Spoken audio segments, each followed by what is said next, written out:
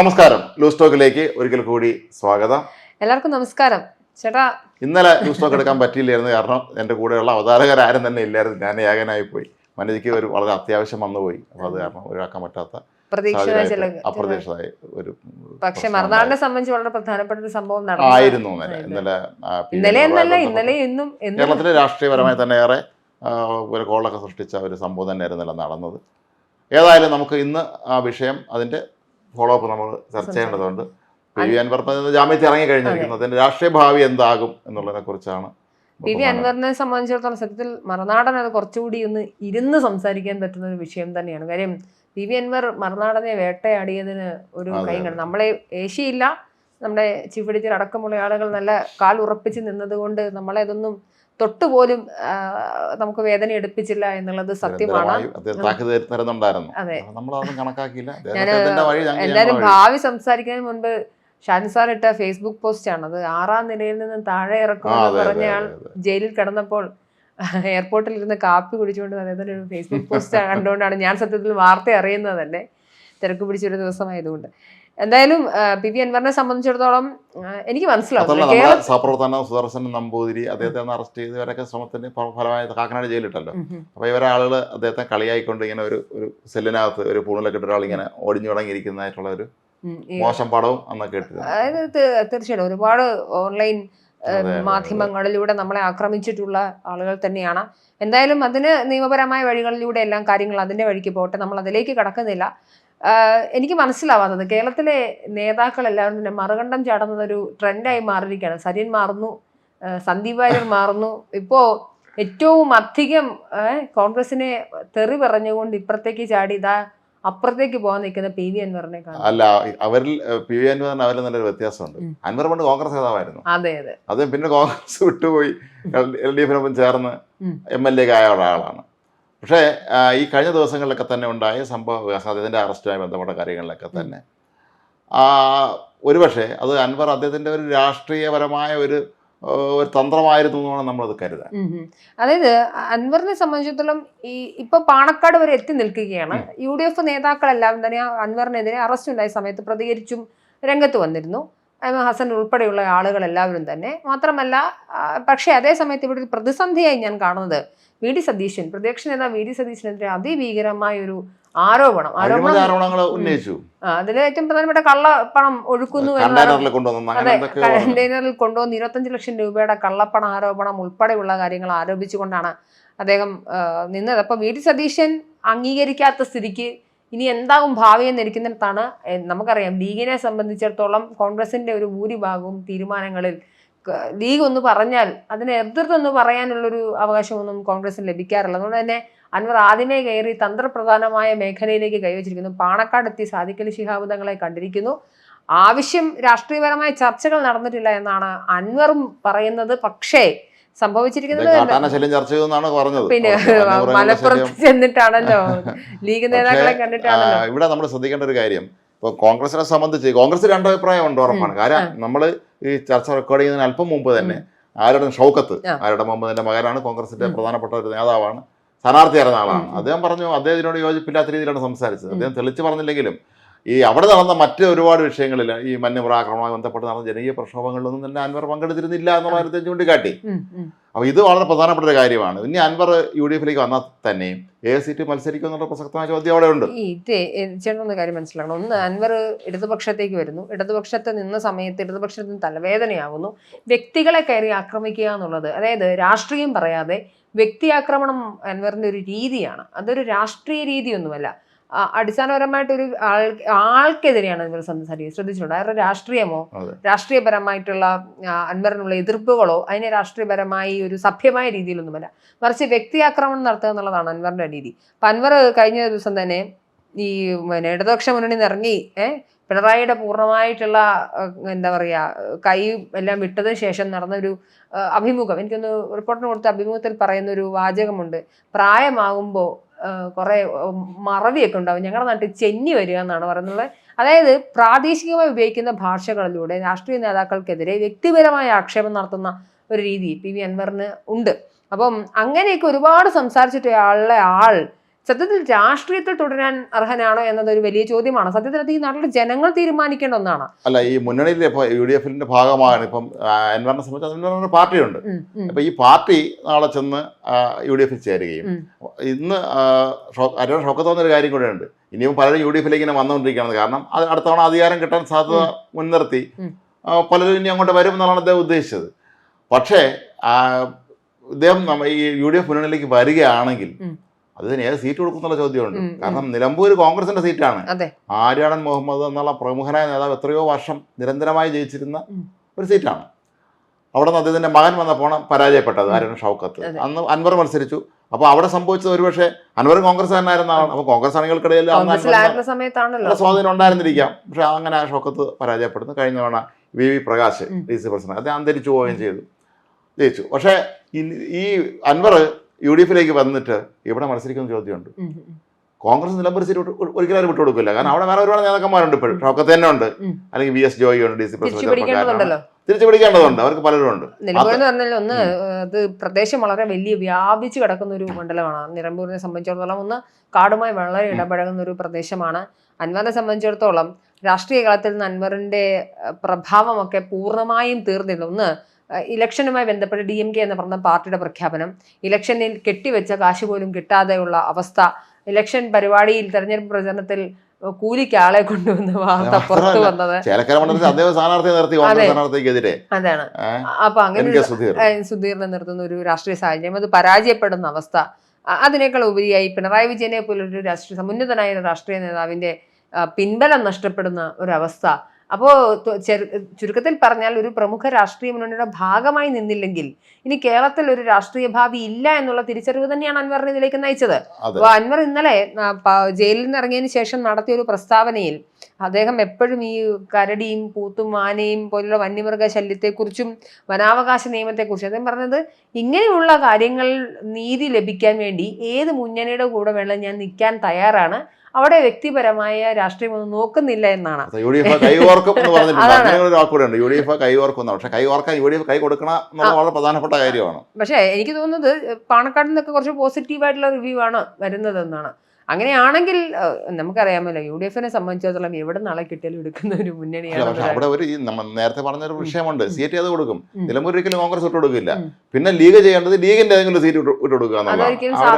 അത് അത്ര എളുപ്പമുള്ള കാര്യം. പണ്ടത്തെ പോലെ അല്ലേ. ഇന്നിപ്പോ ലീഗിലും പണ്ട് പാണക്കാട് തങ്ങൾ പറഞ്ഞു കഴിഞ്ഞാൽ അപ്പീലില്ല, അല്ലെങ്കിൽ കുഞ്ഞാലിക്കുട്ടി പറയുന്നു. പക്ഷെ ഇന്നിപ്പോൾ യുവതലമുറ ഉയർന്നു വരുന്നുണ്ട്. പാണക്കാട് കുടുംബത്തിൽ തന്നെ അക്കാര്യത്തിനെ കുറിച്ച് സ്വന്തമായിട്ട് നിലപാടുള്ള മറ്റു പലരുമുണ്ട്.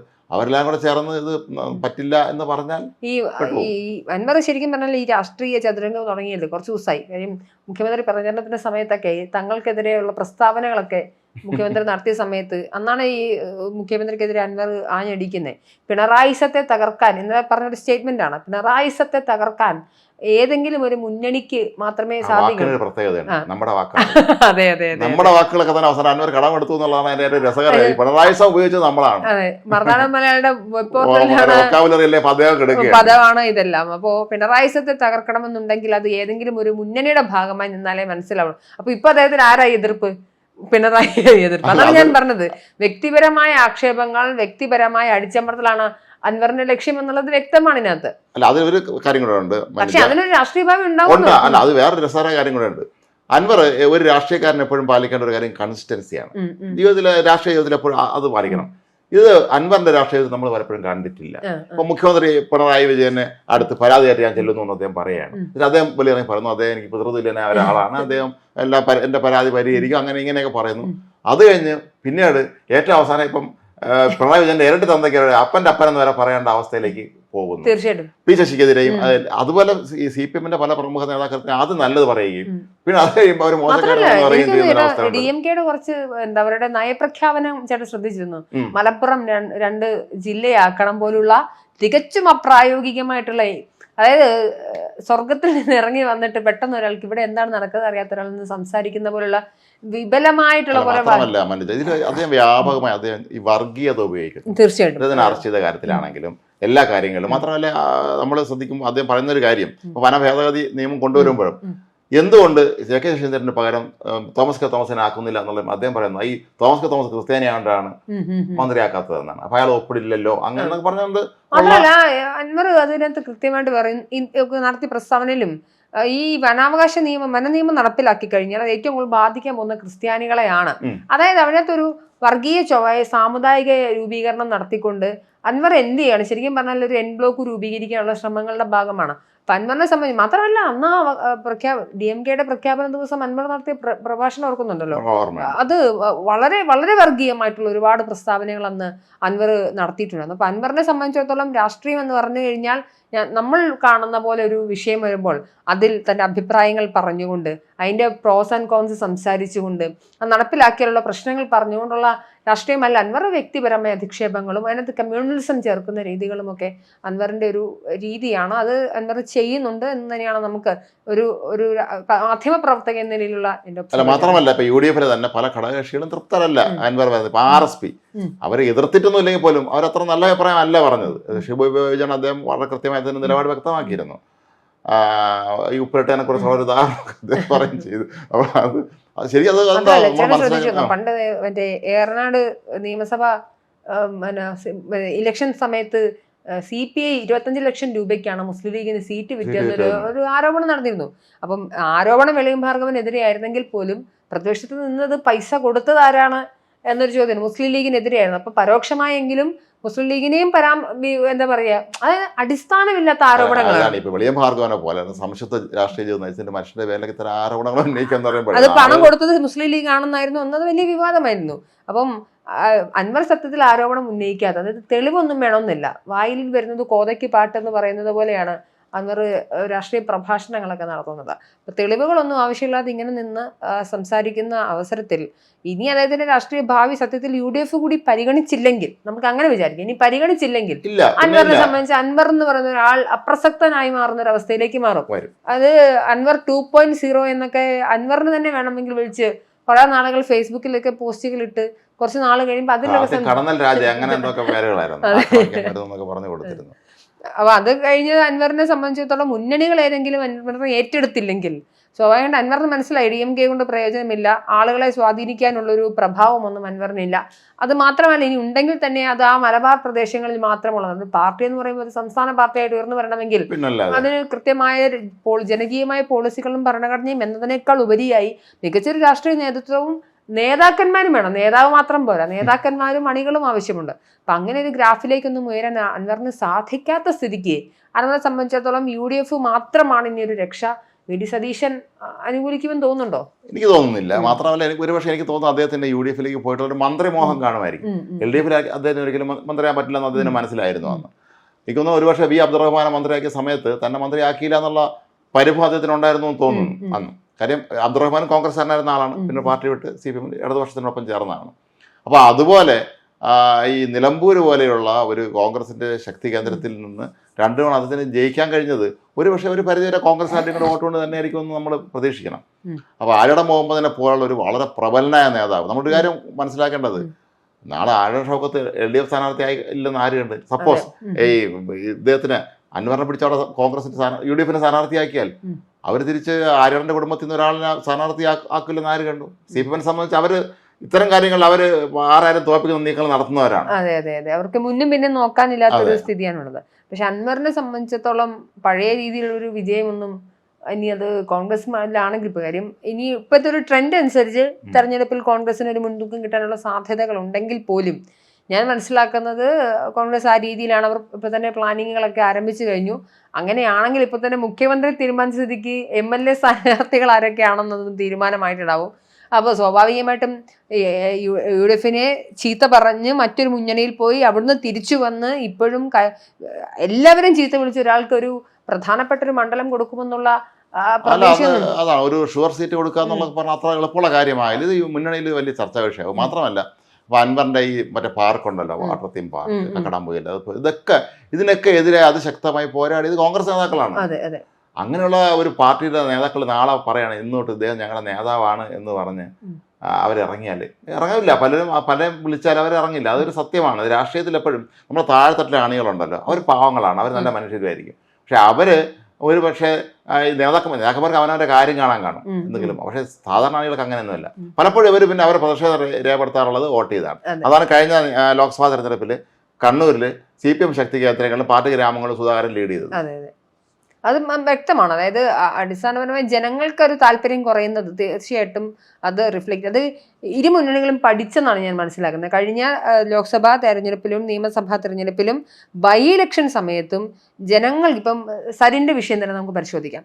ഈ സരിന്റെ വിഷയത്തിൽ വർഗീയത ഏറ്റവും മൂർധന്യാവസ്ഥയിൽ അവർ ഉപയോഗിച്ചിരുന്നു. ആള് മാറി, അവർ പാളയം മാറി ചവിട്ടുന്നു.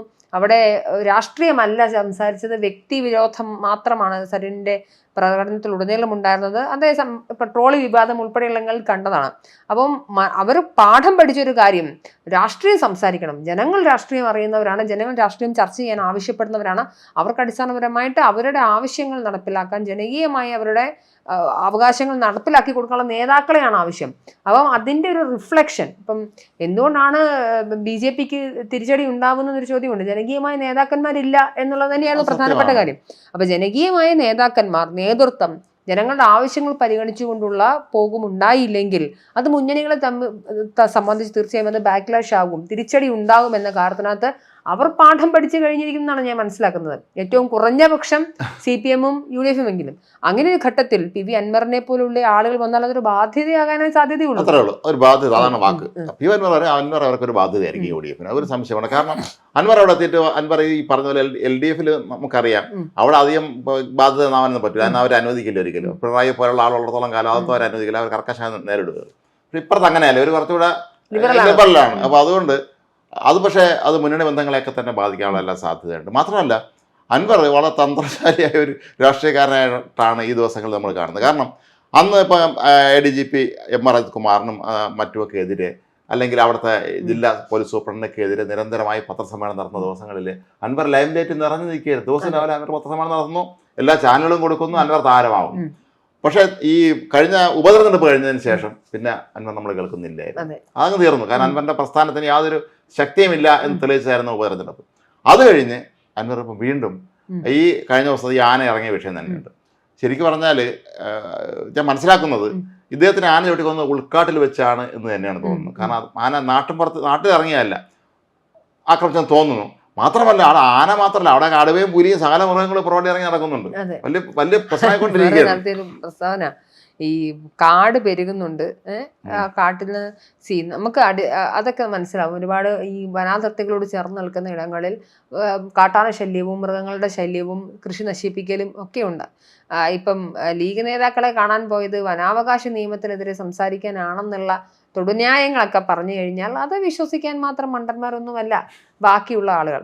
അപ്പം അൻവറിനെ സംബന്ധിച്ചിടത്തോളം ഇനി ഇതൊക്കെ പറയുന്നത്, അതായത് നിലമ്പൂര് ജനങ്ങൾക്ക് വേണ്ടുന്നെന്ന് അൻവറിന് തോന്നുന്ന ചില കാര്യങ്ങളുണ്ടല്ലോ, അതൊക്കെ പറഞ്ഞുകൊണ്ട് ഇനി ലൈം ലൈറ്റിലേക്ക് തിരിച്ചു വരാം എന്നതാണ് അൻവറിന്റെ ഒരു ധാരണ. കഴിഞ്ഞ ദിവസം തന്നെ ഇപ്പൊ ഈ ആന ചവിട്ടി കൊന്ന വിഷയവുമായി ബന്ധപ്പെട്ട് ഇവർ പ്രതിഷേധത്തിനില്ല, ഇവർ ഓഫീസ് അടിച്ചു ചേർക്കും. അദ്ദേഹം ഒരു MLA ആണ്. അദ്ദേഹം സത്യപ്രതിജ്ഞ ചെയ്താണ് MLA ആവുന്നത്. മന്ത്രിയെ പോലെ തന്നെയാണ് ഒരു MLA സത്യപ്രതിജ്ഞയാണ് ആവുന്നത്, MLA ആവുന്നത്. അപ്പം അങ്ങനെയുള്ള ഒരാൾ തന്നെ ഇത്ര അക്രമപ്രവർത്തനം നേതൃത്വം കൊടുക്കുക എന്ന് പറയുന്നത് നമുക്കത് നിയമപരമായി ശരിയല്ല. മാത്രമല്ല അദ്ദേഹം പറയുന്നുണ്ടായിരുന്നു, ഇതെനിക്കൊന്നും പ്രശ്നമല്ല, പിന്നെ എനിക്ക് അസുഖം വന്നു എന്ന് പറഞ്ഞ് പോലീസ് വരുമ്പോൾ പിന്നെ വീണ് കിടക്കുന്ന പണ്ട് P. ജയരാജൻ വീണ സംഭവം വെച്ചായിരിക്കും അങ്ങനെ പറഞ്ഞു ഞാൻ പോകും എന്നൊക്കെ പറയുന്നു. പക്ഷേ ഇതൊക്കെ തന്നെ പരമാവധി പബ്ലിസിറ്റി കിട്ടാനും ലൈം ലൈറ്റിൽ നിറഞ്ഞു നിൽക്കാനുമായി അദ്ദേഹം നടത്തിയ ഒരു വിദ്യയാണെന്നാണ് എനിക്ക് തോന്നിയിട്ടുള്ളത്. കാരണം ഒരു നാടകീയത ഉണ്ടാകുന്ന ഒരു സംഭവത്തിൽ ഒരു വീരപരിവേഷമുള്ളൊരു നായകസ്ഥാനം തനിക്ക് സ്വയം അവരോധിച്ചുകൊണ്ട് അതിനുവേണ്ടി ഒരു സിറ്റുവേഷൻ ക്രിയേറ്റ് ചെയ്തതാണ്. ഇപ്പോൾ എത്രയോ ഇടങ്ങളിൽ വന്യാക്രമണങ്ങളും മൃഗജീവികളുടെ ആക്രമണങ്ങളും ഉണ്ടാകുന്നു. ആ സമയങ്ങളിലൊന്നും അൻവർ സടകുടഞ്ഞെണീറ്റിട്ടൊന്നുമില്ല. തന്നെ സംബന്ധിച്ചിടത്തോളം ഇലക്ഷൻ ഇനി 1.5 വർഷം കൂടി ഉള്ളൂ.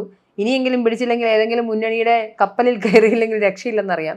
അതിനു വേണ്ടി ഉണ്ടാക്കി കൊടുത്തിട്ടുള്ള ഒരു പൊറാട്ട് നാടകം എന്ന രീതിയിലുള്ള വ്യാഖ്യാനിക്കാൻ പറ്റുന്ന എല്ലാ കാര്യങ്ങളും സാഹചര്യങ്ങളും അവിടെ ഉണ്ട്. അപ്പം അൻവർ എന്താ പറയുക, ഓഫീസ് തല്ലി തകർക്കുന്നു. സത്യത്തിൽ ക്രിമിനൽ ഒഫൻസ് ആണത്. ഈ ക്രിമിനൽ ഒഫൻസിനെ സംബന്ധിച്ചിടത്തോളം അൻവർ അത് ചെയ്തിട്ടുണ്ടെങ്കിൽ സത്യത്തിൽ അത് നീതികേടാണ്. അതുകൊണ്ട് തന്നെയാണ് അദ്ദേഹത്തിന് നിയമ നടപടി എടുക്കുന്നതും അറസ്റ്റിലാവുന്നതും. പക്ഷെ ഇതിന് മേൽ ജനകീയ വിചാരണ ഉണ്ടാവണം എന്നാണ് ഞാൻ പറയുന്നത്. അതായത് അൻവറിന്റെ മേൽ അൻവർ നടത്തിയിട്ടുള്ള രാഷ്ട്രീയമായിട്ടുള്ള മാറിക്കളിക്കലുകൾ, പിന്നെ ചവിട്ടു നാടകങ്ങൾ, ഇതുപോലുള്ള പ്രസ്താവനകൾ. ഇത്രയധികം ആരോപണങ്ങൾ പറഞ്ഞ നേതാവ് വേറെ ഉണ്ടോ സംശയമാണ്. അതിന്റെ പേരിൽ എന്തെല്ലാം ആരോപണങ്ങളാണ് വന്നത്. അദ്ദേഹം വിദേശത്ത് പോയിരിക്കുന്നു, MLA സമയത്ത് അദ്ദേഹം ഇവിടെ കാണാനില്ല, അദ്ദേഹം ആഫ്രിക്കയിൽ എന്തോ ഖനി സ്വർണം കുഴിക്കാൻ എന്തോ പോയിരിക്കുന്നു എന്ന് പറയുന്നത്. സ്ക്രീൻഷോട്ട് അതിന്റെ ഫോട്ടോ എടുത്തുകൊണ്ട് ഫേസ്ബുക്കിൽ വെല്ലുവിളിക്കുന്നു. അതെ, അപ്പൊ അന്ന് ഒരുപാട് ദുരൂഹത ചുറ്റിപ്പറ്റി അന്നും ഉണ്ടായിരുന്നു. അപ്പൊ അങ്ങനെയുള്ള ഒരാൾ പെട്ടെന്ന് ഇറങ്ങി ഞാൻ ജനകീയ വിഷയങ്ങളിൽ പ്രതികരിക്കുന്ന ഈ കക്കടംപൊയിൽ വാട്ടർ പാർക്കൊക്കെ ഉണ്ടാക്കുമ്പോൾ അതിനെന്തെങ്കിലും സംഭവിച്ച അവർ നാട്ടിലെ ജനങ്ങളെ മൊത്തം ബാധിക്കുന്ന ഒരു വിഷയമാണ്. അപ്പോൾ അത് അത്തരത്തിൽ ജനങ്ങളെ ബാധിക്കുന്ന പ്രശ്നങ്ങളെ കുറിച്ച് ചിന്തിക്കാൻ സ്വന്തം വ്യവസായ സംരംഭങ്ങൾ തുടങ്ങി. ഇപ്പോൾ ഇറങ്ങി ഞാൻ പിന്നെ കന്യമൃഗങ്ങളിൽ നിന്ന് ഇവരെ രക്ഷിക്കും എന്ന് പറയുമ്പോൾ വലിയ വ്യവസായിയാണല്ലോ, അതിസമ്പന്നനായ ഒരു വ്യക്തിയാണ്. അദ്ദേഹത്തെ സംബന്ധിച്ചിടത്തോളം വ്യവസായങ്ങളിലൊക്കെ ഉണ്ടെങ്കിലും രാഷ്ട്രീയത്തിലെ മാർക്കറ്റ് കുറഞ്ഞു, ആ മാർക്കറ്റ് തിരിച്ചു പിടിക്കാനുള്ള ഇപ്പം ചിലപ്പോൾ ചില ഗിമ്മിക്സ് ഒക്കെ കാണിക്കുമല്ലോ. ഇപ്പം പെട്ടെന്നൊരു സെക്രട്ടേറിയറ്റ് സമരം വരുന്നു, ജലപീരങ്കിയുടെ മുന്നിൽ നെഞ്ചി വിരിച്ച് നിൽക്കുന്നു, വീരനായകനാവുന്നു. അല്ലെങ്കിൽ കോട്ടയത്ത് ചില കേരള കോൺഗ്രസ് നേതാക്കൾ പരിസ്ഥിരം ഓരോ കലാപരിപാടി അത് കണ്ട് ജനം അന്ന് ഈ ചാനലുകളിൽ രാഷ്ട്രീയ ആക്ഷേപഹാസ്യ പരിപാടി ഉണ്ടായിരുന്നല്ലോ. അപ്പൊ അതിലെല്ലാം ഇവര് പറയുന്നത് അതിന് വരാൻ വേണ്ടി തന്നെയാണ് അവർ ചെയ്തതെന്നാണ്. ഇത് തീർച്ചയായിട്ടും പോലീസിന്റെ അടി മേടിക്കുന്നു, ഇത് കിട്ടുന്നു. അതുപോലെ ആണ് ഇങ്ങനത്തെ ഉള്ള കുറേയധികം പൊറാട്ട നാടകങ്ങൾ മറ്റാരേക്കാൾ നന്നായി അറിയാവുന്ന ഒരു വ്യക്തിയാണ്. രാഷ്ട്രീയ നേതാക്കൾ എല്ലാവരും തന്നെ അവരെ സംബന്ധിച്ച് അവർക്ക് മാർക്കറ്റ് തിരിച്ചു പിടിക്കാൻ അറിയാം. പക്ഷേ ഇതിനകത്തൊരു ഗതികേടെന്ന് പറയുന്നത് ലീഗ് അംഗീകരിക്കാതിരിക്കുകയും വി.ഡി. സതീശൻ ഇല്ല എന്ന വാക്യത്തിൽ ഉറച്ചു നിൽക്കുകയും ചെയ്താൽ PV അൻവറിന്റെ രാഷ്ട്രീയ ഭാവി ഗുദാഹവെന്ന് മാത്രമേ ചേട്ടാ പറയാൻ പറ്റുള്ളൂ. പക്ഷേ ഇവിടെ ഞാൻ കഴിഞ്ഞ ദിവസം ഒരു മുതിർന്ന കോൺഗ്രസ് നേതാവിനോട് സംസാരിക്കാൻ അദ്ദേഹം പറഞ്ഞത് ലീഗ് ഇൻസിസ്റ്റ് ചെയ്യണമെങ്കിൽ ഞങ്ങൾക്ക് തീർക്കാൻ കഴിയില്ല. കാരണം UDF സംബന്ധിച്ച് ലീഗ് വളരെ പ്രധാനപ്പെട്ട അവരുടെ ഒരു ഘടകകക്ഷിയാണ്. ലീഗ് ഇല്ലെങ്കിൽ കോൺഗ്രസിനെ സംബന്ധിച്ച് മലബാർ മേഖലയിൽ വളരെ ബുദ്ധിമുട്ടുള്ള ഒരു കാര്യമാണ്. പക്ഷേ ലീഗ് അങ്ങനെ പറയുമോ എന്നുള്ളതാണ് ചോദ്യം. ലീഗ് അങ്ങനെ പറയുമോ എന്നുള്ളതാണ് അവിടുത്തെ പ്രസക്തമായ ചോദ്യം. അവിടെ ഒരു സമുദായ ചേരൽ വരുമോ? അല്ല, അത് ഇപ്പം ലീഗിനെ സംബന്ധിച്ച് അവർക്ക് എത്രയോ നല്ല നേതാക്കന്മാർ, അവർക്ക് തന്നെ ഉണ്ട് ഇഷ്ടംപോലെ നല്ല ജനകീയ നേതാക്കളൊക്കെ ഇല്ലേ. അപ്പോൾ ഇത്തരത്തിലുള്ളൊരു വിവാദ പ്രശ്നം കൊണ്ടുവരേണ്ടതുണ്ടോ എന്നുള്ളത് സ്വാഭാവികം ചിന്തിക്കും. ഇന്ന് ഒരു കാര്യം ശ്രദ്ധിച്ചായിരുന്നോ, PV അൻവർ തങ്ങളെ കാണാൻ പാണക്കാട് കുടുംബത്തിൽ കൊടപ്പനക്കൽ എത്തുമ്പോൾ അവിടെ PK കുഞ്ഞാലിക്കുട്ടി ഇല്ലായിരുന്നു. പിന്നെ അദ്ദേഹം വീട്ടിൽ പോയി കണ്ടു എന്നാണ് തോന്നുന്നത്. സാധാരണഗതിയിൽ ഇങ്ങനെ ഒരു ഗസ്റ്റൊക്കെ വരുമ്പം PK കുഞ്ഞാലിക്കുട്ടി എന്നാലും അവിടെ കാണും. തങ്ങളും PK കുഞ്ഞാലിക്കുട്ടിയും ചേർന്ന് കാര്യം നിയമസഭാ കക്ഷി നേതാവാണ്, സംസ്ഥാന അധ്യക്ഷനാണ്. അവരത് സ്വീകരിക്കുകയും ചർച്ച നടത്തി നമ്മൾ കണ്ടിട്ടുണ്ട്. മാത്രമല്ല നിമിഷ വേഗത്തിലാണ് ആത്തൂർ ചർച്ചയ്ക്ക് അയാൾ പെട്ടെന്ന് തിരിച്ചിറങ്ങി വന്ന് പോകുന്നതൊക്കെ തന്നെ. ഒരുപക്ഷെ PK കുഞ്ഞാലിക്കുട്ടി എന്നത് അംഗീകരിക്കുമെന്ന് എനിക്കൊന്നൊരു രാഷ്ട്രീയ റീഎൻട്രി എന്ന രീതിയിൽ കാണിച്ച മറ്റൊരു പൊളിറ്റിക്കൽ ഗിമ്മിക്കായിരിക്കും അതാണ്. അല്ലെങ്കിൽ അത്രയും ഒരു വോട്ട് ബാങ്ക് ഒരു ബേസ് ഉള്ള ഒരാളാണെങ്കിൽ അവർക്ക് എടുക്കാം. ഇത് കഴിഞ്ഞ 2 ഈ ബൈ ഇലക്ഷനുകളിലും അല്ല 3 ആണെങ്കിൽ വയനാട്ടിലും ഒന്നും സംഭവിക്കാത്ത ഒരു രാഷ്ട്രീയ പാർട്ടി അല്ല. ഈ കോൺഗ്രസിനെ സംബന്ധിച്ച് അവരും UDF സംബന്ധിച്ച് അവർ മര്യാദയ്ക്ക് ഇനിയുള്ള ദിവസങ്ങളെങ്കിലും നേരെ ചൊവ്വ നിന്നാൽ അവർക്ക് അടുത്ത് സുഖമായിട്ടൊക്കെ ഭരണം പിടിക്കാം. അതിന് പിന്നെ ഇവരെയും കൂടെ പിടിച്ചോണ്ട് അധിക ബാധ്യതയാണ്. അൻവറിനെ പോലെ ഒരു രാഷ്ട്രീയ നേതാവിനെ തിരിച്ചെടുക്കുക, കൊണ്ടുവരിക, അദ്ദേഹത്തെ നല്ല രീതിയിൽ, കാര്യം അദ്ദേഹം ഒരു പ്രശ്നക്കാരനായ സ്ഥിതിക്ക് അത് UDF മുന്നിൽ ഇറങ്ങുമ്പോൾ തന്നെ നാട്ടുകാർ തിരിച്ചു ചോദിക്കൂലേ. അപ്പോൾ അങ്ങനെ ഒരു ചോദ്യം ഉണ്ട്. വി.ഡി. സതീശൻ ഉൾപ്പെടെയുള്ളവർക്കെതിരെ ഇത്തരം ഗുരുതര ആരോപണങ്ങൾ ഉന്നയിച്ച ഒരാളിനെ നിങ്ങൾ സ്ഥാനാർത്ഥിയാക്കിയോ ചോദിച്ചാൽ രാഷ്ട്രീയത്തിൽ അങ്ങനെയൊന്നും ഇല്ല എങ്കിൽ പോലും അത് സ്വാഭാവികമായി കാലം മാറി. അത് ഇവരൊക്കെ മനസ്സിലാക്കണം. അപ്പോൾ ഈ ഇദ്ദേഹം കഴിഞ്ഞ ദിവസങ്ങളൊക്കെ തന്നെ കാണിച്ചത് ഇതെല്ലാം അദ്ദേഹം തിരികെ വരാനുള്ള ഇടയ്ക്ക് ഒന്ന് മങ്ങിപ്പോയ തൻ്റെ പഴയ ഒരു പ്രഭാവം അതൊന്ന് തിരിച്ചു കൊണ്ടുവരാൻ നടത്തിയ ഒരു ശ്രമം ആയിട്ട് മാത്രമേ നമുക്കത് കാണാൻ കഴിയുകയുള്ളൂ. UDF എടുക്കുന്നത് അത്ര എളുപ്പമാകും എന്ന് തോന്നുന്നില്ല. കാരണം ഇന്നിപ്പം തന്നെ ആര്യൻ ഷൗക്കത്ത് തന്നെ അതിനെതിരെ രംഗത്ത് വന്നു. ലീഗ് ഏത് നിലപാടെടുക്കും നമുക്ക് അറിയില്ല. ഘടകകക്ഷികൾക്ക് പലർക്കും എതിരുണ്ട്. അപ്പോൾ ഏതായാലും ഇനി ഒരുപക്ഷെ PV അൻവറിന്റെ രാഷ്ട്രീയ ഭാവി നിശ്ചയിക്കുക നേരത്തെ മനജ പറഞ്ഞ പോലെ ലീഗ് നേതൃത്വം തന്നെയായിരിക്കും. ലീഗ് നേതൃത്വം കനിഞ്ഞാൽ ഉണ്ട്, ഇല്ലെങ്കിൽ ഇല്ല എന്ന് തന്നെ പറയേണ്ടി വരും. നമസ്കാരം.